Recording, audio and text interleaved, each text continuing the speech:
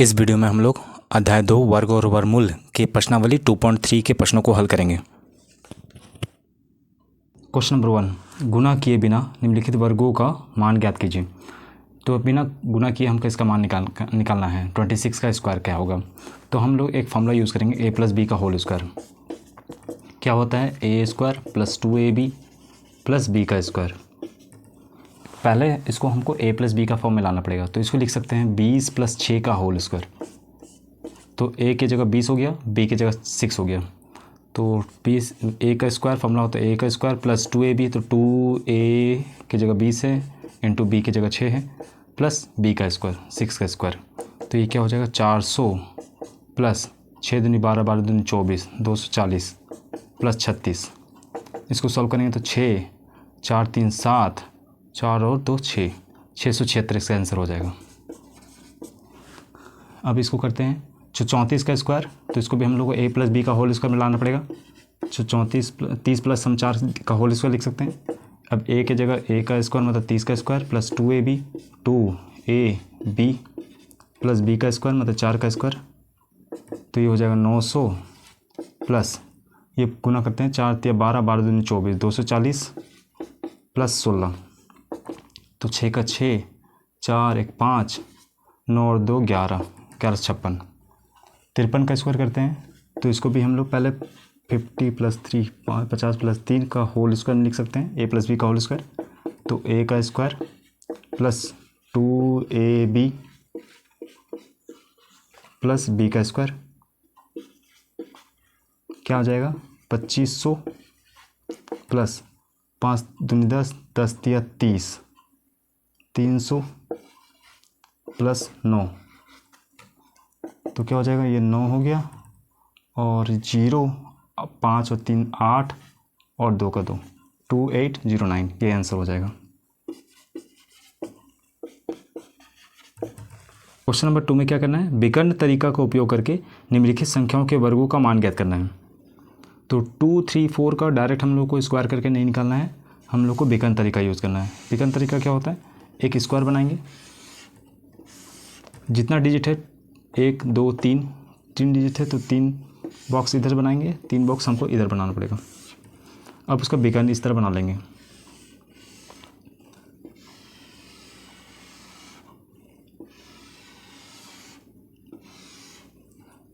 To 3 4 ये लिखेंगे, यहाँ 2 3 4 ये लिख लेंगे। अब इसमें करना कैसे है, तो इसको मल्टीप्लाई करना है, ये बॉक्स भरेगा। 2 दूनी 4, तो इसको 4 हुआ तो ये 0 लिखेंगे, यहाँ 4 लिखेंगे। 2 तिया 6, तो 0 लिखेंगे 6 लिखेंगे, मतलब 2 डिजिट का होना चाहिए तो 0 6, 2 चौक 8 तो 0 और 8, 3 दूनी 6, 0 और 6, 3 तिया 9, 0 और 9, 3 चौक 12 तो 1 और 2, 4 दूनी 8, 0 8, 4 तिया 12 तो 1 और 2, 4 चौक 16 तो 1 और 6। अब उसके बाद क्या करना है, अब इसके बाद जो है इसका विकर्ण, ये जो है इस रो में आ रहा है, इस रो में आ रहा है, इस रो में आ रहा है, सबको जोड़ना है। तो इसको जोड़कर क्या आ रहा है 6 आ रहा है। इसको जोड़ते हैं तो 2 1 3 1 और 4 5 5 आ रहा है। इस रो को जोड़ते हैं 8 1 9 9 9 18 1 19 19 और 8 27 का 7, हाथ में 2 बचा हुआ है। अब इसको जोड़ते हैं 6 और 6 12 13 14, 14 का 4, हाथ में 1 बचा हुआ है, 4 और 1 5, तो 5 4 7 5 6 ये आंसर हो जाएगा। एक बार फिर से क्या करना है, इस तरह का हम एक टेबल बनाएंगे और 3 डिजिट रहेगा तो 3 बॉक्स इधर 3 बॉक्स इधर, 2 3 4 2 3 4 लिख लेंगे। मल्टीप्लाई करना है सारा बॉक्स जो है, जैसे ये बॉक्स भरेगा कैसे, ये दोनों को मल्टीप्लाई करके, ये बॉक्स कैसे तो 2 और 3 को मल्टीप्लाई करके। तो हमेशा 2 डिजिट का होना चाहिए, 2 बॉक्स भरना चाहिए। तो नहीं है 1 डिजिट तो 0 लगा दिए। अब सारा इस तरह का एक रो जैसा बनेगा, सारा ग्रुप को जोड़ेंगे, इस ग्रुप को जोड़ेंगे, इस ग्रुप को जोड़ेंगे और ग्रुप को लिखते जाएंगे। ये पहला डिजिट है तो इकाई स्थान पे पहुंचेगा 6, सबको जोड़ेंगे तो 2 1 3 1 4 5, तो 5 यहाँ हो जाएगा।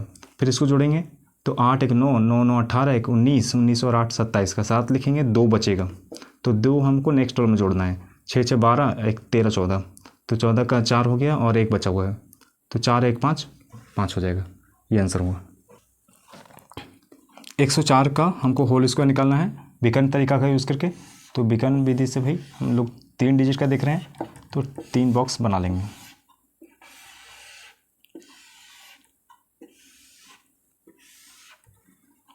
ये बीकन बना लेंगे।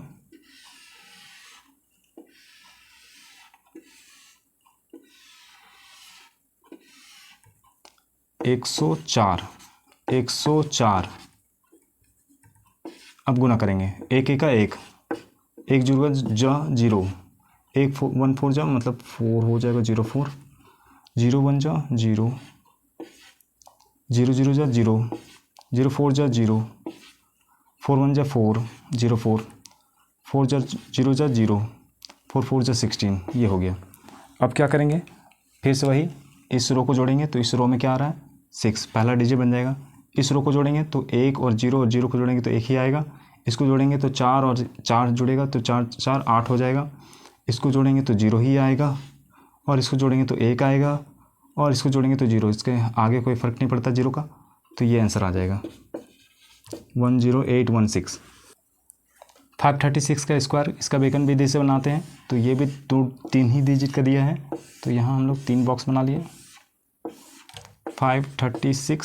536 इसका बेकन इस तरह बना लेते हैं।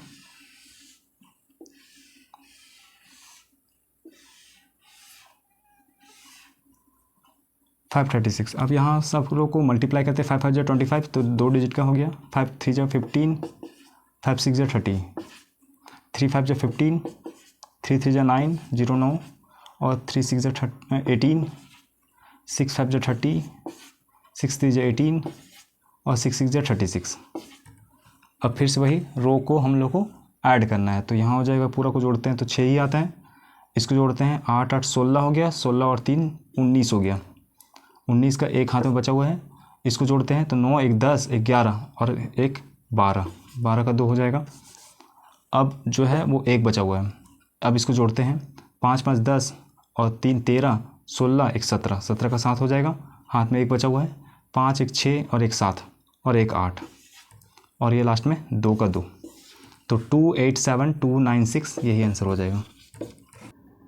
क्वेश्चन नंबर 3, गुना किए बिना 50 से 59 तक की संख्याओं के वर्ग निकालने की विधि से निम्नलिखित संख्याओं का मान ज्ञात कीजिए। तो 52 का स्क्वायर दिया है, 56 का स्क्वायर दिया है, 57 से का स्क्वायर दिया है, तो सब जो है वो 50 से 59 तक का संख्या है। तो इस तरह का संख्या को कैसे हम स्क्वायर डायरेक्ट कैसे निकालेंगे, तो क्या करते हैं, जो इसके इकाई अंक पे रहेगा सबसे पहले इसका निकालते हैं। इकाई अंक पे 2 है तो 2 का स्क्वायर करना है, 2 दूनी 4, लेकिन इसको 2 डिजिट लिखना है, तो 0 4। और ये क्या करेंगे, 5 का स्क्वायर करेंगे प्लस, मतलब 50 से कितना ज़्यादा है, 2 ज़्यादा है, तो 2 जोड़ देना है, तो 25, 5 का स्क्वायर 25 प्लस 2, ये हो जाएगा 27। तो 52 का स्क्वायर क्या हो जाएगा, 52 का हो जाएगा 27 0 4। 6 का स्क्वायर निकालना है, तो क्या करना है, 6 इकाई का स्थान पे है तो 6 का स्क्वायर करना है, 6 6 से 36 हो जाएगा। यहाँ क्या करना है, 5 का स्क्वायर करना है, हमेशा 5 का स्क्वायर करेंगे, प्लस 50 से कितना ज़्यादा है, 6 ज़्यादा है, तो 6 जोड़ देना है, 25 प्लस 6 ये हो जाएगा 31। तो 56 का स्क्वायर क्या हो जाएगा, 31 और 36। 57 का स्क्वायर कैसे करना है, वही इकाई स्थान पे 7 है तो 7 का स्क्वायर 49, और 5 का स्क्वायर करना है, और 50 से 7 ज़्यादा है तो 7 जोड़ देना है, 25 प्लस 7 32। तो 57 का स्क्वायर क्या हो जाएगा, 32 49 आंसर। क्वेश्चन नंबर 4, वर्गों के रुचिकर प्रारूप के गुण के आधार पर निम्नलिखित रिक्त स्थानों की पूर्ति कीजिए ताकि कथन सत्य हो। तो यहाँ पहले देख रहे हैं कि यहाँ 1 1 1 1 ऐसा दिया हुआ है और इसका होल स्क्वायर दिया है, तो इसका वैल्यू क्या होगा, तो हमको गुण का प्रयोग करना है। तो यहाँ देख रहे हैं, जैसे मान लेते हैं 1 1 2 को लेते हैं, इसका स्क्वायर 11 का स्क्वायर क्या होता है, तो 121 होता है। तो ये जो है अगर 2 डिजिट रहता है तो 1 2 तक जाना है, फिर उल्टा चलना है 1, जैसे 1 1 1 3 को रहेगा तो 3 तक जाना है, 1 2 3 फिर उल्टा चलना है 2 1। तो उसी तरह इसको भी करते हैं, 1 2 3 4 5 6 है तो 6 तक जाना है, 1 2 3 4 5 6 फिर उल्टा चलना है, 5 4 3 2 1, ये आंसर हो जाएगा। क्वेश्चन नंबर 2 में देखते हैं, ये इस तरह का अगर पैटर्न हमको दिखेगा कि 6 6 और 7 इस तरह का दिया हुआ है, तो हम पहले सबसे पहले काउंट करेंगे 1 2 3 4 5 6 7 8 9। 9 अगर संख्या डिजिट है तो इसका आंसर जो आएगा उसमें 18 डिजिट होगा, उसका डबल 18 डिजिट होगा। और उस 18 डिजिट में सिर्फ यही सब नंबर होगा, 4 होगा, 8 होगा और एक 9 होगा। तो कितना को 4 होगा, कितना को 8 होगा, कितना को 9 होगा? तो यहाँ जो है 9 डिजिट है तो ये 9 को 4 होगा, 8 को 8 होगा और 1 को लास्ट में 9 होगा। तो क्या करेंगे, 4 हमको 9 बार लिखना है। तो 1 2 3 4 5 6 7 8 9। अब 9 को लिख दिए, 8 बार हमको 8 लिखना है। तो 1 2 3 4 5 6 7 8 और लास्ट में एक बार 9 लिख देना है, 9। इसके लिए और एक उदाहरण देखते हैं। अगर मान लेते हैं 6 6 7 इस तरह का दिया है, 6 6 7 का होल स्क्वायर। इसको कैसे लिखेंगे? तो डिजिट काउंट करना है, 1 2 3, 3 है तो हमको 3 बार 4 लिखना है, 1 2 3। और 2 बार हमको 8 लिखना है, 1 2 और एक बार 9 लिखना है। तो टोटल जो है वो 3 डिजिट रहेगा, तो हमको 6 डिजिट का आंसर आएगा। 3 बार 4 लिख देना है शुरुआत में, फिर 2 बार जो है 8 लिखना है और एक बार 9 लिखना है। जैसे और एक बार लेते हैं एक एग्जांपल, 6 6 6 7 इसका स्क्वायर। तो 1 2 3 4 5, 5 है तो 5 बार 4 लिखना है, 1 2 3 4 5। फिर जो है 4 बार हमको 8 लिखना है, 1 2 3 4 और एक बार लास्ट में 9 लिख देना है। ये आंसर हो जाएगा। अब आते हैं क्वेश्चन नंबर 3। क्वेश्चन नंबर 3 में दिया है 7 का स्क्वायर, 8 का स्क्वायर, 56 का स्क्वायर। तो इतना हम स्क्वायर करके निकाल के तब जो है वो स्क्वायर देखेंगे। तो ऐसा नहीं करना है, एक गुण होता है, एक पैटर्न होता है। तो क्या है वो पैटर्न? 7 का स्क्वायर प्लस 8 का स्क्वायर प्लस 7 × 8 का होल स्क्वायर ऐसा रहेगा। जैसे 7 का स्क्वायर, 8 का स्क्वायर और यहाँ 7 8 56, 56 का स्क्वायर दिया है, ये दोनों को गुना कर दिया है। तो इस 56 का स्क्वायर होगा तो ये 57 का आंसर है, इसका आंसर आ जाएगा 57 का स्क्वायर, 57 का स्क्वायर। एक एग्जांपल देखते हैं और 2 का स्क्वायर, 3 का स्क्वायर और अगर यहाँ 2 × 3 का होल स्क्वायर दिया रहेगा तो इसका आंसर क्या होगा? मतलब ये 2 का स्क्वायर, 3 का स्क्वायर और ये 6 का स्क्वायर, 2 3 6, 6 का स्क्वायर दिया रहेगा तो इसका आंसर हो जाएगा 7 का स्क्वायर। जैसे और एग्जांपल 4 का स्क्वायर, 5 का स्क्वायर प्लस 5 4 20, 20 का स्क्वायर, तो ये आंसर आ जाएगा 21 का स्क्वायर। तो उसी तरह 7 का स्क्वायर प्लस 8 का स्क्वायर और 7 8 56 होता है, 56 का स्क्वायर, तो इसका आंसर हो जाएगा 57 का स्क्वायर। क्वेश्चन नंबर 4, इसमें ऐसा दिया है 1 2 3 4 5 6 तक गया है, फिर 5 4 3 2 1 तक गया है। तो इसको किस पैटर्न में लिख सकते हैं? तो हम यहाँ इसका आंसर हो जाएगा 6 तक गया है तो 6 को 6 लिखना है, 1 2 3 4 5 6। और यहाँ क्या करना है, इसको पैटर्न 1 2 3 4 5 6 5 और 4 प्लस 3 प्लस 2 प्लस 1 इस तरह से हो जाएगा। एक एग्जांपल देखते हैं कि अगर 1 2 3 और फिर 2 1 ये है, इसको कैसे लिखेंगे? तो इसको लिखेंगे 3 तक जा रहा है तो 3 जो है तक गया है तो 1 2 3 लिखेंगे, इसका स्क्वायर नीचे लिखेंगे 1 + 2 + 3 + 2 + 1। छोटा सा लेते हैं एक एग्जांपल 2 1 2 1, इसको कैसे लिख सकते हैं? तो यहाँ 2 तक गया है तो 2 का स्क्वायर लिख सकते हैं और ये 1 + 2 + 1 लिखेंगे। इसको अगर हम सॉल्व भी करते हैं तो देख सकते हैं 22 × 22 लिखा जा सकता है इसको, क्योंकि 22 का स्क्वायर है। और इसको जोड़ेंगे तो 2 एक 3 एक 4 आएगा। अगर काटते हैं तो क्या आएगा? 2 से काटते हैं 11 बार में और इसको 11 बार में, और 11 क्या हो जाएगा? 121, तो ये 121 आ जाते हैं। तो इस तरह पैटर्न से सभी को ऐसे लिखा जा सकता है। तो जहाँ तक जाएगा वहाँ तक पूरा लिख देना है। 6 तक गया है तो 6 को 6 का होल इसका लिख सकते हैं और नीचे में सबका सम, सबका योग कर देना है। क्वेश्चन नंबर 5 में क्या दिया है? एक पाइथागोरस त्रिक ज्ञात करना है जिसमें छोटी संख्या 10 दिया है। अब ये पाइथागोरस त्रिक क्या होता है?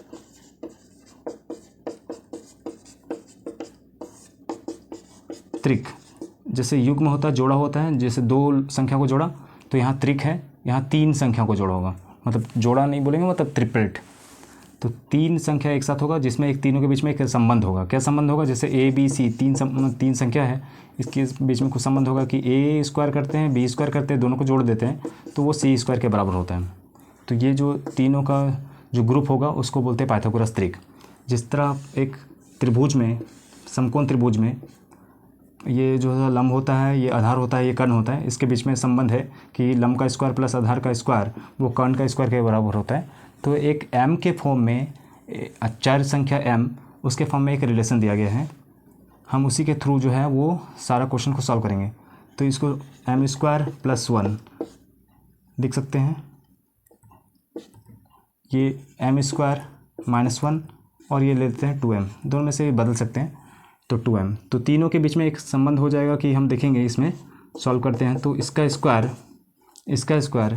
प्लस इसका स्क्वायर करेंगे तो वो आएगा m स्क्वायर प्लस 1 का होल स्क्वायर, वेरीफाई हो जाता है।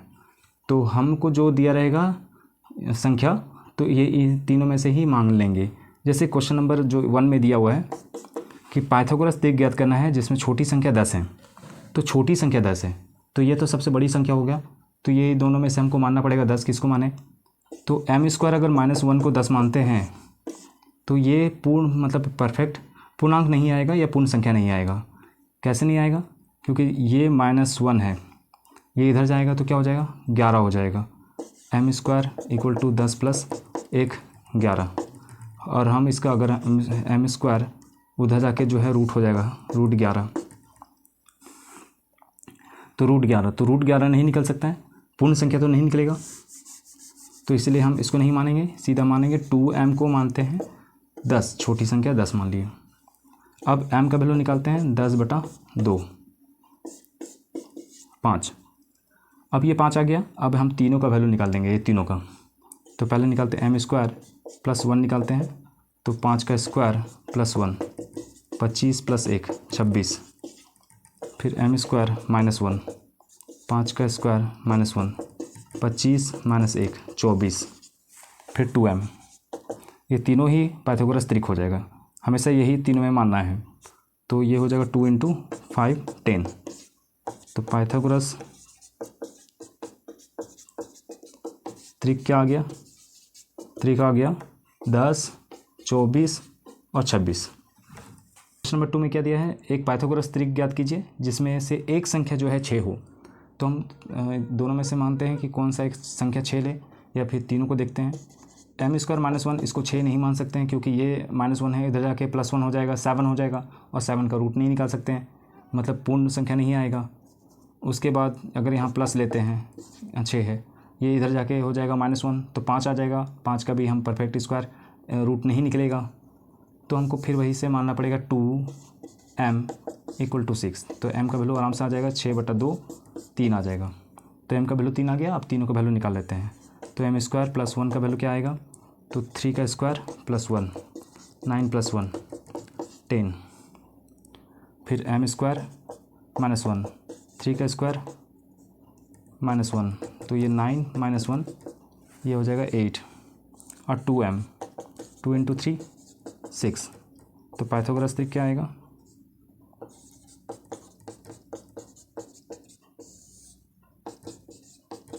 वो आ जाएगा 6 8 10। पाइथागोरस त्रिक जैसे इसमें देख लेते हैं रिलेशन क्या हो, सही है। तो 6 का स्क्वायर प्लस 8 का स्क्वायर क्या 10 का स्क्वायर आता है? तो 6 का स्क्वायर क्या होता है? 36 होता है, 64 होता है ये 8 का स्क्वायर, और 10 का स्क्वायर क्या होता है? 100। क्या ये दोनों का सम 100 आया? तो 100 = 100। तो ये पाइथागोरस त्रिक है 6 8 10। नेक्स्ट वीडियो में हम लोग प्रश्नावली 2.4 के प्रश्नों को हल करेंगे।